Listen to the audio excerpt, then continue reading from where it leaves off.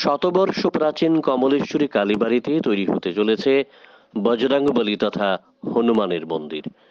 শুভ অক্ষয় তৃতীয়ার দিনে হনুমান মন্দিরের ভিত্তিপ্রস্তর স্থাপন করা হলো। কমলপুরের ব্যবসায়ী শশাঙ্ক শেখর ওরফে টুটন দেবের আর্থিক সহায়তায় এই মন্দির তৈরি হতে চলেছে। এদিন কমলপুর কালীবাড়ি প্রাঙ্গণে ভূমি পুজোর মাধ্যমে ভিত্তিপ্রস্তর স্থাপন করা হয়। এই মন্দির মূলত শশাঙ্ক বাবুর উদ্যোগে নির্মাণ করা হচ্ছে। এতে খুবই আনন্দিত ভক্তরা। এরকমই একজন ভক্ত ইন্দ্রভূষণ গোয়ালা জানালেন।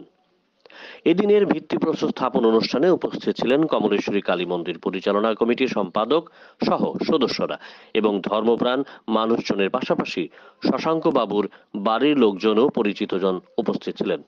বলা বাহুল্য, এর পূর্বে এই কালীবাড়িতে প্রাক্তন মন্ত্রী তথা বিধায়ক মনোজ কান্তি দেবের আর্থিক সহায়তায় শিব মন্দির প্রতিষ্ঠা হয়েছিল। এবার এই কালীবাড়িতে তৈরি হতে চলেছে হনুমান মন্দির। পাশাপাশি মা কমলেশ্বরী মায়ের মন্দিরের কাজও শুরু হবে। মন্দিরের স্থাপনের জন্য হনুমান বিগ্রহের নির্মাণের কাজ চলছে শশাঙ্ক বাবুর উদ্যোগে পুরোদমে। মন্দিরের ভিত্তিপ্রস্তর স্থাপন সম্পর্কে বলেন বাইট মন্দিরের পুরোহিত, বাইট কালীবাড়ি পরিচালনা কমিটির সম্পাদক, বাইট মন্দিরে আসা একজন ভক্ত।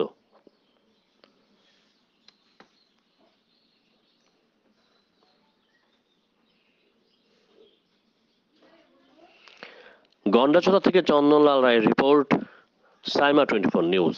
সত্যের পথে এক কদম এগিয়ে।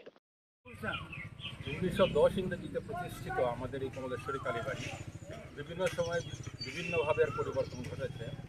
সর্বশেষ সংযোজন হলো আমাদের শিব মন্দির। মহকুমাবাসী এতে আনন্দিত। একটা চাহিদা ছিল মহকুমাবাসীর, একটা হনুমান মন্দিরের, বজরংবলী মন্দিরের। এই চাহিদা পূরণে আমাদের নোয়াগড়ের বাসিন্দা শশাঙ্ক শেখর দেব এগিয়ে এসেছেন। আমরা ওনার এই উদ্যোগকে সমর্থন করি, স্বাগত জানাই, মানুষের জন্য খুশি। শশাঙ্ক শেখর দেব যে দায়িত্ব পালন করছেন, এটা রক্ষা করার দায়িত্ব কিন্তু আমাদের।